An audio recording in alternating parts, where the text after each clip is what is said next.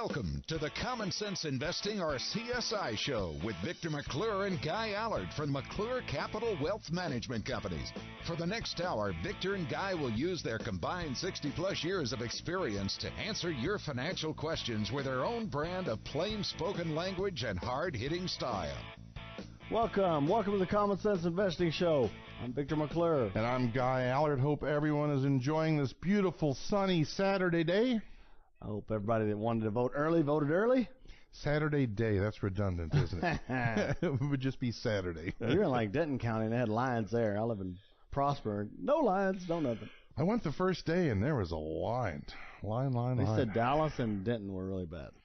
But it's done. Oh, yeah. One for the good guys.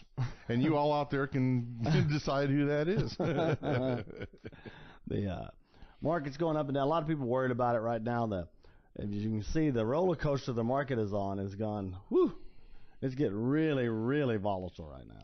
600-point swings, sometimes in a day. Yes, it's getting really a little bit. Remember, we've been warning for a while that once the market gets to a certain level, even if you didn't have all the political and geopolitical crap going on, it's still going to get volatile. Usually you got to have some correction. Corrections are healthy and normal, but we get used to it. If it goes up, was the last time it went down? 2008? So we got almost 10 years of being used to nothing going down. And usually, and you've heard us talk about it forever, you really don't know what's going to happen, right? Something is a catalyst, something happens that causes the whole thing. But what you have to watch for, and again, if your allocation is proper and your buckets are proper for your age, it's not as big of a deal, however, never fun. But what you really got to watch out for, in my opinion, a lot of times is these paradigm shifts. And we talked about the Fed. And what I mean by paradigm shift is reallocation of funds. When funds start getting reallocated, fight or flight to quality, those sorts of things. What could cause that? Fed's fund rate, bond rates going up. As those rates become more and more attractive, keep in mind the market's averaged about 5% over the last 18 years, S&P, with dividends, if you could do it without fees. And now you're looking at 10 years at 3.25 with absolutely no risk. At what point do people, especially as we get close to retirement, start saying, hey, for the extra 1.5%, I'm not willing to take a 20% swing? Well, when you start getting CDs, 3 or 4%, that's when you'll see a large shift out of the market. Because think about it, for what, 10 or 15 years, you had no choice. It was either 0.1% at the bank or choice. Chance to make it up. But think about this. What if the market did lose 25% this year, just the last couple months of the year? Well, that's only last year's gain. But it's not a loss. You still got the other 8 years before that. It's not a loss, Victor. It's a correction. Yeah, that's right. Sure looks like a loss on my damn account form. Your sheet, that's right. My balance sheet. But that's that's part of the game. You just have to know, if you don't have the wrong allocation, in other words, you're 70 years old and you don't have 90% in the stock market, this stuff shouldn't affect you as much. But you got to worry. Remember, we've been discussing this on the show, that typically a stock and bonds, they hedge each other. Your bonds are always your solid one, right? And so if the stocks get a little volatile, they'll hedge it some so you don't take as much of a loss overall. But diversity. That's right. When you're in a 9.5-year high in the market and interest rates are going up, now you've got a double anchor. Each side can go down, and that's why we've been advocating for all this time. Take that fixed income piece, move it to like CDs, money markets, fixed annuities, stuff that don't have interest rate risk. Have bonds guarantees. Have interest rate risk. Guarantees. Right. Especially if you're in a high-yield bond fund. High-yield bond funds, that is low quality.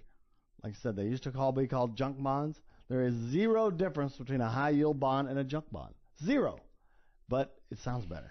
I'll buy something called high yield. That sounds good. I don't want to buy anything called junk. I want high yield. That's right. Junk, not so much. It is exactly the same thing.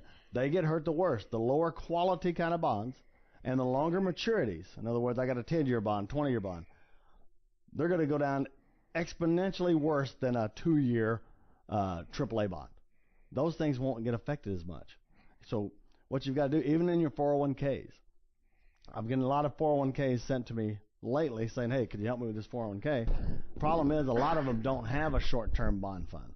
So you have to look at, I know the money market might not be paying stuff, but some of the 401ks are up to about 1.8 on like a fixed account or a money market inside of a good 401k. That's crazy good compared to what was there. That's right.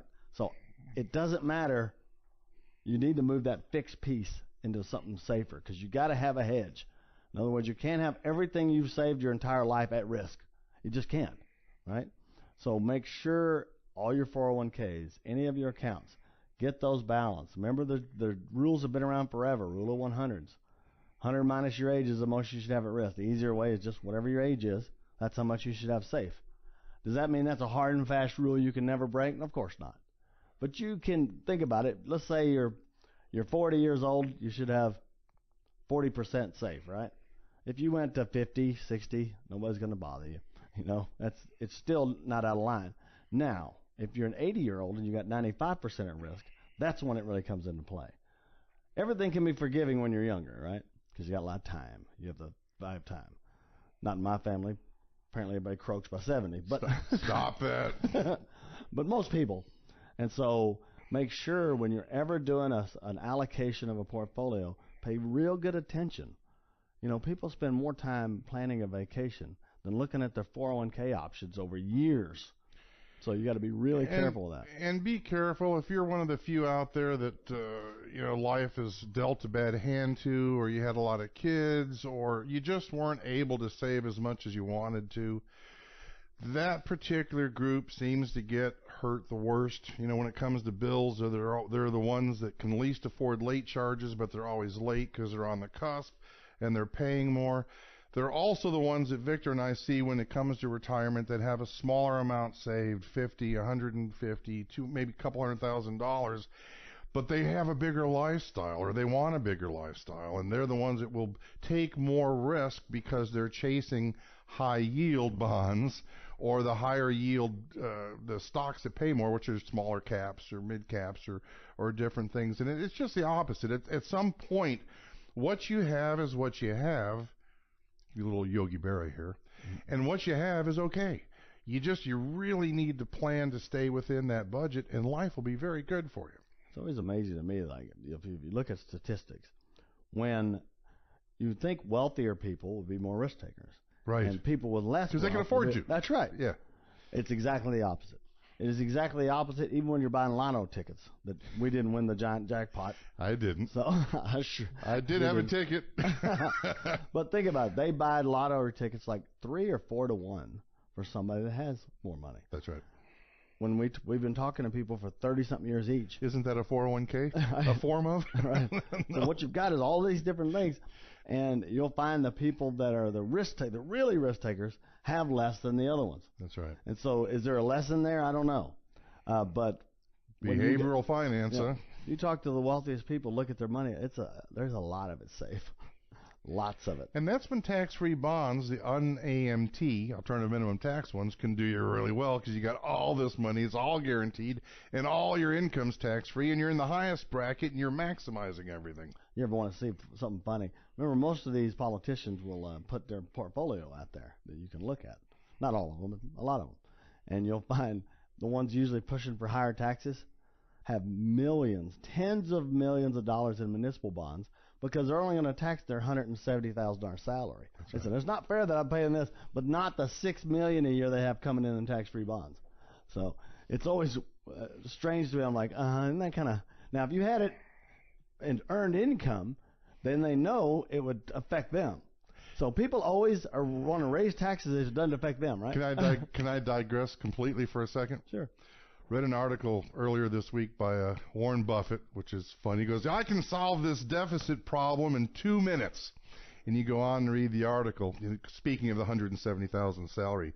He goes, we put a new law in right now that if the budget exceeds 3% of our GDP, there is automatically no second term for any member of Congress that was there during that term. I said, that's awesome. I like that. That is pretty good. Or third term or whatever term they're on, they're done. I don't think they'd ever vote themselves term limits. I'm just guessing. Or that rule, you don't think they'd pass that law? Yeah. No? Let's pass that law and they're going to kick us out. Yeah. I'm not sure about that. And speaking of elections, like I said, people are worried about what if this happens, what if that happens. Usually it's the third quarter before an election that has the biggest drop. The average is usually it's made by 0.1%, but the worst it's ever done is down 2.8. We're already there. And so a lot of people would say the worst is already over, okay? There's all kinds of different studies. What if the House is divided, Congress is divided, and usually, see, some people like when the Congress is divided because nothing gets done, and that's what they like. Well, nothing bad either. Nothing right. good, but nothing bad. Right. I get it. And so that's what the kind of things they do. So the market actually reacts favorably to that. It's really, I've looked at all the stats. It doesn't matter. Not to the market long term. Stay with us, folks. We've got a break coming up. If you have any questions, don't hesitate to call us at 972-715-2424. You can always go to our website, ilovemyretirement.com. Stay with us, folks. You're listening to the Common Sense Investing Show on News Radio 1080 KRLD. Welcome to the Common Sense Investing Show, where your investment strategy is always based on facts instead of some sales pitch. Here's Victor McClure and Guy Allard. Welcome to the show. Right before the break, we were just finishing up with the elections because that's all on everybody's mind. We got, a couple weeks left until the actual... We can get in depth on the stats on that if you want. How deep do you want to go? Oh, I don't know. The only thing I know is if you're... right now, the most likely scenario coming out, if you listen to anybody, is the Democrats retake the House, Republicans keep the Senate, obviously keep the presidency, and I think they said that is going to be the least jarring to the market because the market always looks forward. They always based on probabilities. So no matter what happens, it could be the opposite. But right now, that's what they're expecting. So good news seems to be, if you believe trends and history is changing quickly.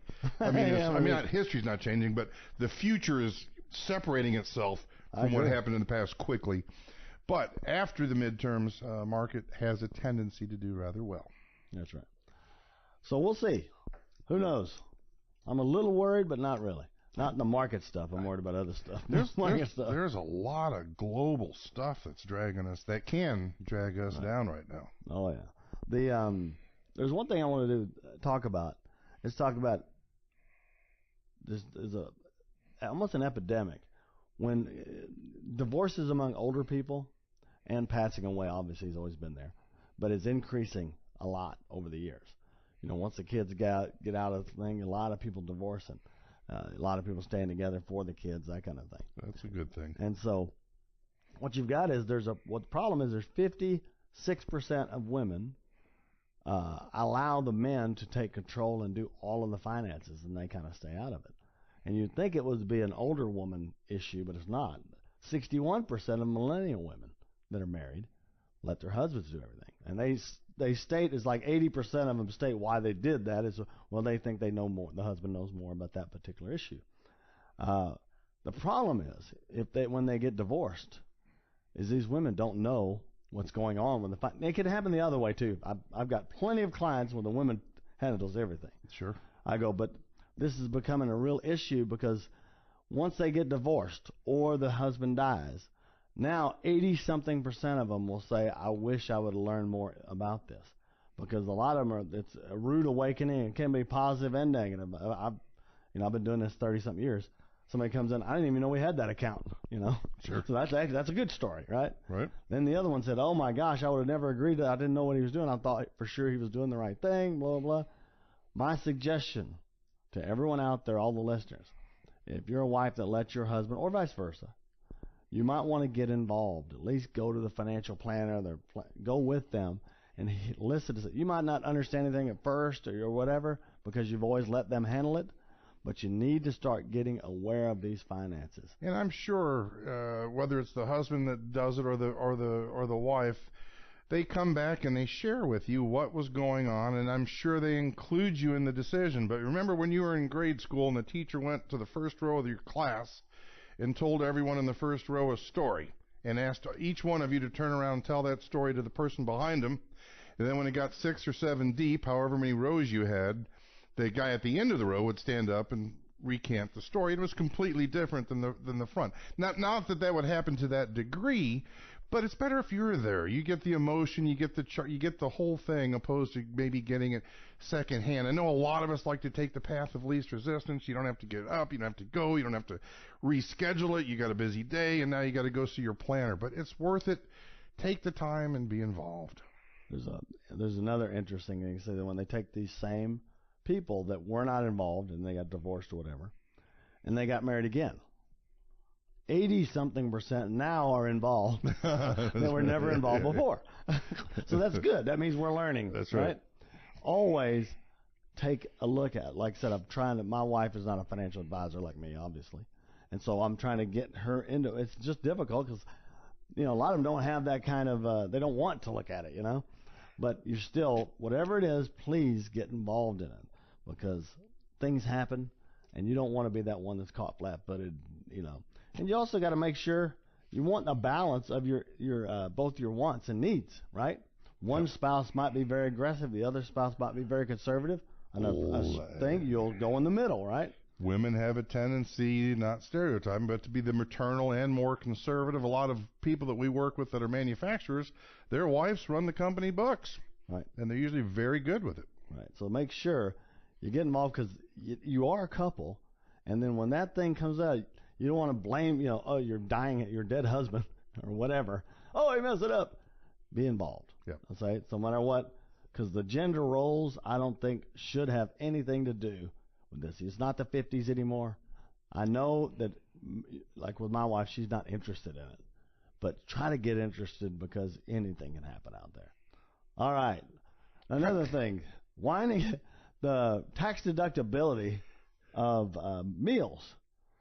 The new tax plan that came out a year ago or so, they're really worried about meals being deducted if you are a small business owner. And they said at first it was not. And so they had a whole task force that went out there and said, okay, what is deductible, what is not? Because like I said, we, wine and dine clients, things like that. 50%? And somebody else. It's 50%. Yeah. But they did eliminate all entertainment. So let's say you took a bunch of clients or whatever to a venue, like a baseball game or whatever. You have to have a separate receipt for food, and that's the only way you can have that 50% deduction. Now, a quick question. No golf ball tickets, nothing else. No golf, nothing. How deep was your research? Is beer considered a food? I would say so. Okay. Yeah. I just want to make sure. Remember, don't hesitate to call us. If you have any financial questions, and you'd like to take advantage of our no-cost, no-obligation portfolio review, stress test, and Social Security Optimizer. Call us at 972-715-2424 and go to ilovemyretirement.com. Stay with us, folks. You're listening to the Common Sense Investing Show on News Radio 1080 KRLD. Welcome back to the Common Sense Investing Show, hosted by two of the most experienced advisors in the DFW Metroplex, Victor McClure and Guy Allard. Welcome back to the show. All right, now we're going to talk about scams. I'm telling you, in the last 3 years, my bank account's been hacked twice. My credit cards have been hacked 2 or 3 times. Mine too. And I'm like, what is going on here? Haven't had the bank account, but I've had the credit card. I've had the bank account. That it was a bank account I used for one specific purpose, and somebody went in there and wrote a check for a few $1,000 every single day at a bank that's like 40 miles from me every day until it drained it out. And I was like, I got that notice. Said, oh, you are under. I'm like, what do you mean I'm below a certain balance? You got the alarm? Yeah, I got that on my phone. Oh, I'm like, Lord. Holy moly. They said, do you know so-and-so, so-and-so? And I'm like, no. Then you'll find another one. It was like somebody was they bought train tickets, first-class air tickets. They were in Spain. They go, where were you then? I go, Dallas. I went in Spain. Mine was they were buying watches in Pennsylvania. Yeah. I bought a pair of tennis shoes from a name brand, won't mention it, but everyone knows the brand. And somehow, whether it was an employee or that company, you hear about Yahoo getting hacked and somebody in that company must have got hacked or a bad employee. And the next thing I know, I had thousands of dollars of watches being bought in Pennsylvania. And the one thing about it is all these 4 or 5 times I was hacked in the last few years, and I tell them, hey, you got the guy's name, signature, right? And you probably got his driver's license to cash these fake checks. Right. Why don't you go arrest them? They don't arrest them. It's not worth it to them or what? No. Like even the credit card companies. No, we don't. It's just a cost of doing business. They must be losing tens of millions of dollars, and they don't even go after them. I thought for sure they go after them. They don't. I'm thinking axis of evil, their profit margin is way too large if they're losing that much money and they don't even care about it. Right? Oh, I'm one of those crazy people that balances my checkbook every single time. Nobody even does it anymore. And I'm like, where's this penny at? Something's going on here? It's got to be like that. But the one that's near and dear to me and Guy's heart the most is scamming seniors. This makes us ill every time we hear another story. It happened to my mom, and she's probably listening. But hey, Mom. Hey, Mom. And I didn't even know it existed. When my mom started telling me the story, and as we got deeper into the story, it became obvious that wasn't legitimate. So I went on Google, and I Googled it, and apparently it's happening to a lot of seniors because it was front and center. And the phone call basically is from Medicare, and they tell you that they have a new card, or you have a new card coming out, and they just wanted to gather some information. One, they usually don't call you. Two, my first thought would be, well, you've already got my information. I've never heard a government agency call me out. Yeah, I don't know why I need to verify I'm me if you're going to send me a new card. But the first time, they're good, right? That's all they do all day long. My mom went ahead and shared the information with them. And once they got all that information, she probably got 3, 4, 5, 6, 7 more calls just like that. Apparently, they share the number, trying to get the information again. But worse than that, she started, and I've gotten these phone calls, and Victor and I were chatting during the break. He said he's even gotten them recently.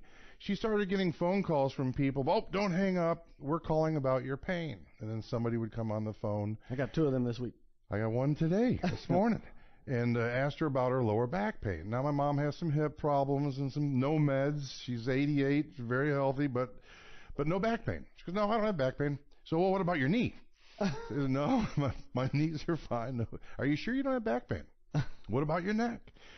And even with the no, she received some sort of device from them that was about $1,800, basically a back brace from UPS. Now, we order food for her and different things that come from Walmart and different things, so she's used to getting packages. A senior, not sure what's coming. You sign for the package, and next thing you know, you get your Blue Cross, you get your Medicare bill for $2,000, most of which the scam is that Medicare pays for, and you just have a little bit of a residual. But they didn't know, and she, because of falling for this one, and we were able to resolve it, and it just takes some time, and it's a pain in the butt. But once you get it resolved, we had to change her phone number. She was probably getting 50, 60 calls, once they get it once. So if someone calls and insists that you have pain and try to tell you where your pain is and need your information so that they can give you their card, something's wrong. They do that. Now, remember, these are professional scam artists. They're good. Anybody takes advantage of seniors, they need to put them under the jail. But they'll say, and they're so nonchalant, oh, yeah, we just need to confirm your Social Security number, and we'll get that out. What's your driver's license number? Okay, we don't make sure it's you. We don't send the stuff to the wrong person.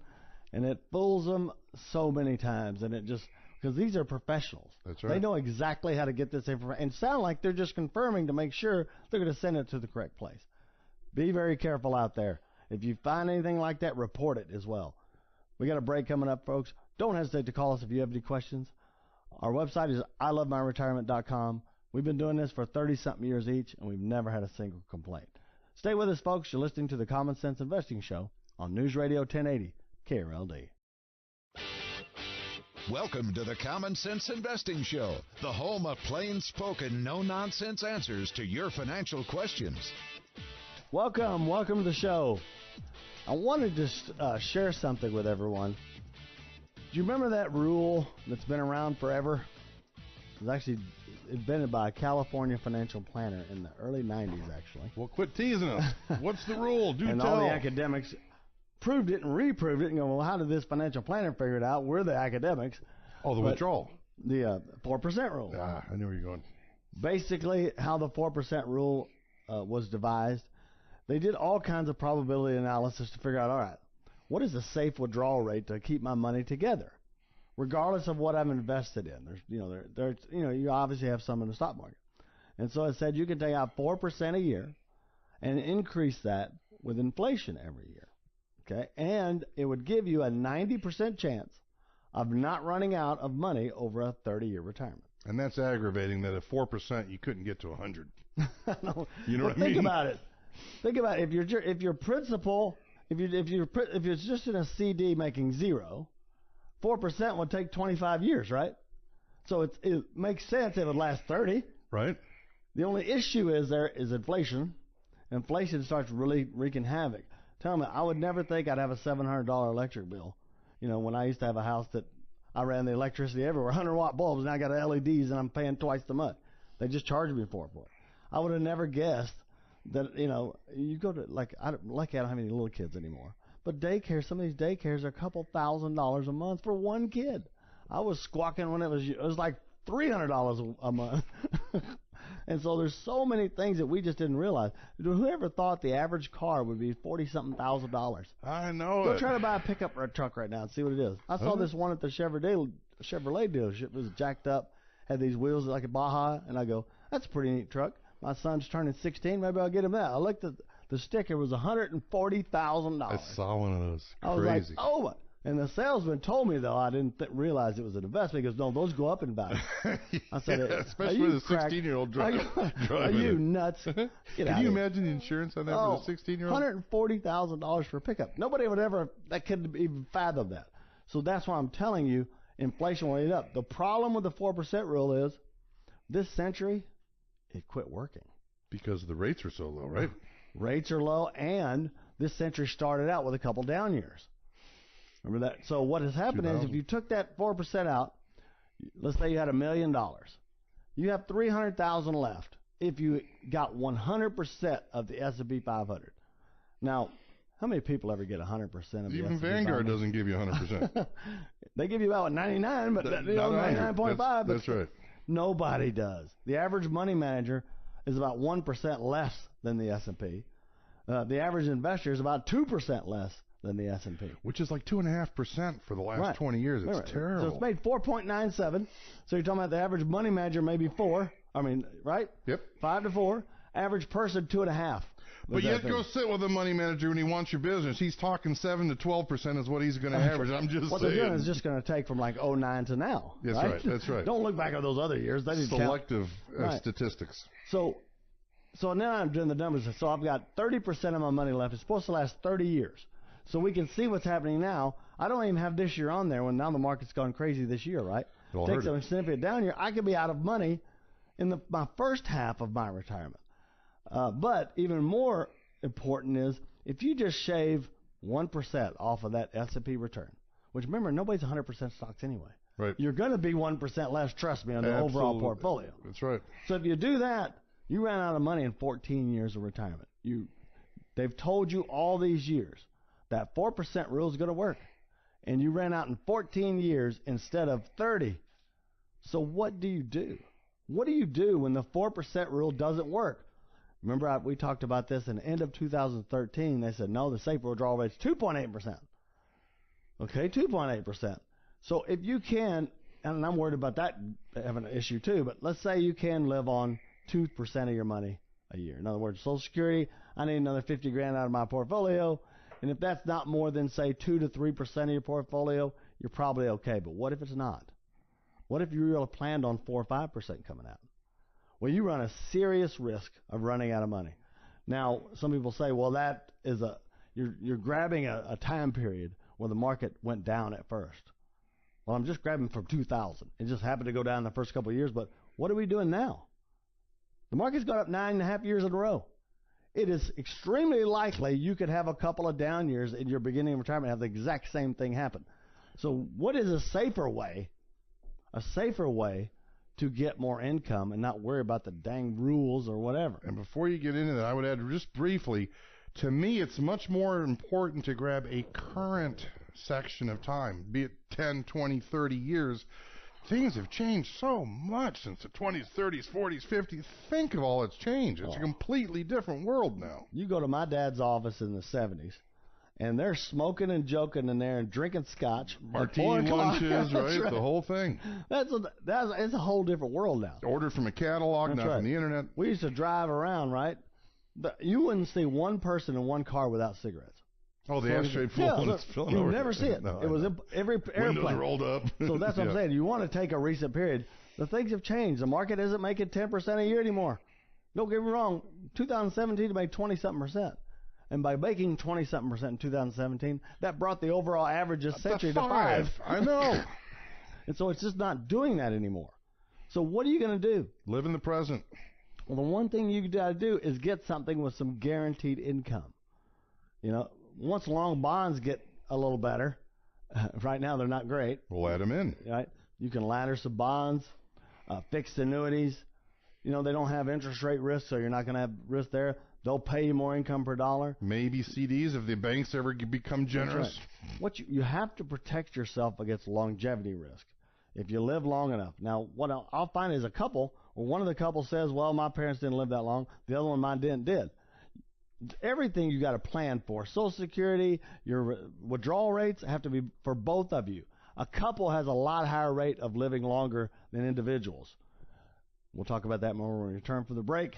Stay with us, folks. You're listening to the Common Sense Investing Show on News Radio 1080 KRLD. Welcome back to the Common Sense Investing Show, hosted by two of the most experienced advisors in the DFW Metroplex, Victor McClure and Guy Allard. Welcome back to the show.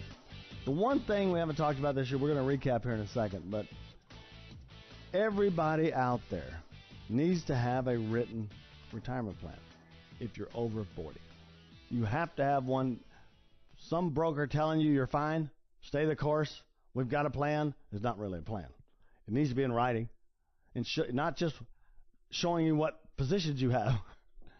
You have to show, okay, with my current savings rates, with my current expenses, when my house is going to be paid off, all those kind of things, am I going to be eating cat food when I'm 80? That's what you have to look at. And you have to stress test your portfolio. You cannot assume a 10% return like half of these retirement plans do, or even a 6% return. And if you got to go lower. And if you're 55 or 60 or 65 and you say, nah, it's too late, I've done well with that one, I don't need one right now, now is especially the time, because a retirement plan for you isn't going to give you as much of a savings percentage that you should have, but it's going to show you how to allocate. We talk about the liquidity, we talk about the income bucket, we talk about the stock market hedge. Just fine-tuning those so that they're done properly can make a huge difference, and we've talked about a lot of case studies to demonstrate. So that's kind of where that would really work well for you. People have come to us, 70 years old, they retired at 65, yep, and they thought everything is fine. We look it over, it's not fine, and they have a real risk of running out of money in the next 10 years. But you can get it there. That's right. So you have to have that stuff. You have to look at it. Before we do any recommendations, we make sure that recommendation helps your financial situation, not ours. And so what you'll find a lot of times, they just try to sell you a managed program or sell you a bunch of mutual funds. They are not really showing you how it helps you. They're showing you, well, the historic return is this, blah, blah, blah. And if we do as well as historically is done. This company here, the combined experience is 150 years. Now, they could have 100 people with 1 year experience each. That didn't matter. None of that matters. You have to put your own savings rates. If you get bonuses, all those different things, put them in there, but be conservative. You don't want an aggressive financial or retirement plan. Everybody has to have one. If you haven't seen what your life looks like, not assuming 10% a year, you need to look at it to make sure you're on track. And it's easy to get it started. Don't think it's like going through a doctor's exam and blood work and CAT scans. Yep. How much do you want to have in retirement income-wise? What do you already have accounted for? What's in the market? What's the for? Just a couple of things. And it just builds, it blossoms from there nicely. It's very easy to do. We can get most of the information on the phone. Absolutely. It's not like the call I got said I'm late on my colonoscopy. Yeah. It will be much better than that, I promise. That's right. How many of you listening have canceled one of those? I'm just saying, we all have. If they look at the records, I'm about 2 years late. Yeah. I can't make it this week. Can we move that date? Keep calling back. They'll eventually quit calling you. No, don't call me. I'll call you. I don't have my schedule in front of me. My assistant will call you. I'll call you. That's pretty much what I do. But everybody needs that. Call us at 972-715-2424. Again, 972-715-2424. As a recap we talked about earlier, because it's the end of the early voting in Dallas. Midterm elections don't affect the market as much. Don't get me wrong, it affects a lot of other stuff. I think they actually lengthen the hours now. They go an extra 7 to 7 instead of 9 to 5, I believe. Is early voting where I was. For Denton. Yeah, it was regular hours. Only on the voting day does it go late. I got you. It was till 5, because I got there at 5:06 on Monday, and they would not let me in. So, remember, it's not going to affect your portfolio. The market looks like, regardless, is going to be really volatile. If you've seen the stock market this week and last week and the week before, it's gone crazy. You got to be careful. Do not just sit on your hands.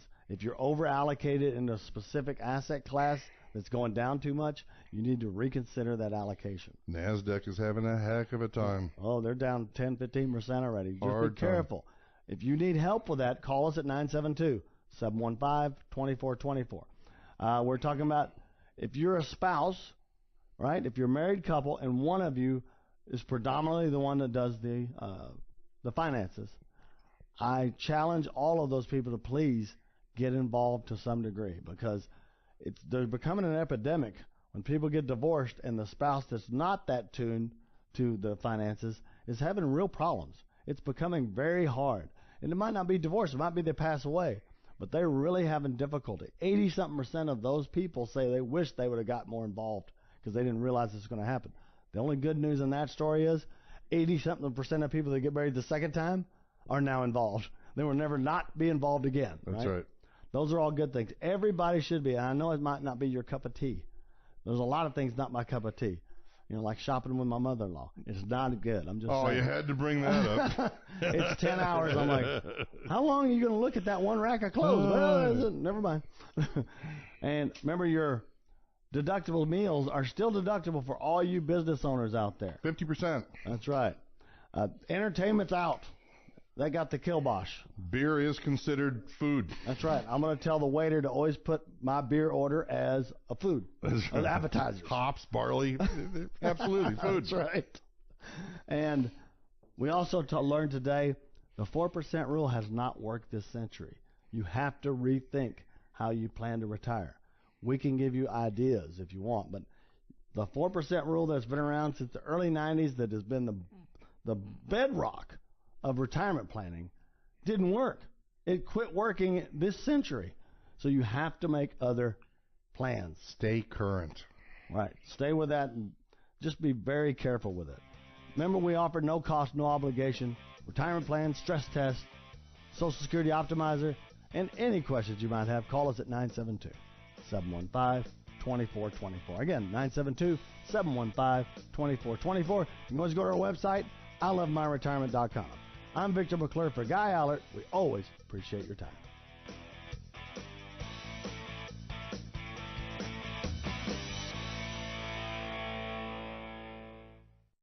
The preceding show is paid for by McClure Capital and is for informational purposes only and not a solicitation or representation of any particular investment product or service. Any views and opinions do not constitute financial, legal, or tax advice. Consult with your appropriate professionals before making any investment or savings decisions. Always consider your risk tolerance, time horizon, and objectives in making any financial decisions. There is never any guarantee of future success or performance.